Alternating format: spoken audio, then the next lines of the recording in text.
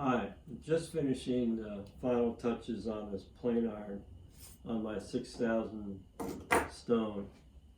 And I just wanted to touch on to some things that I've learned along the way from other people and from also Lee Nielsen tool people.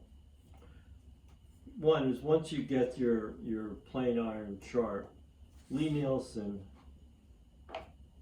shows in their sharpening events, shows putting down a 6-inch ruler, laying it flat on your fine stone and moving it back and forth, polishing that bottom edge. Another thing that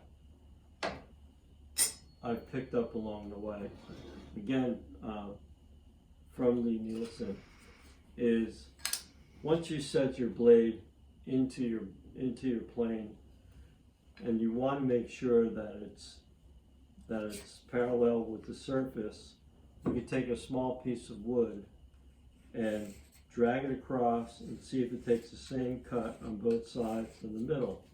So right here, we need to adjust it just a tad. Anyway, this is, I think, pretty good.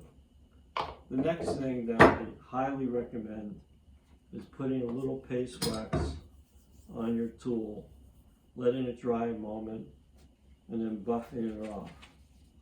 So let's see how this works. I've got actually a very hard piece of plane that's prefigured.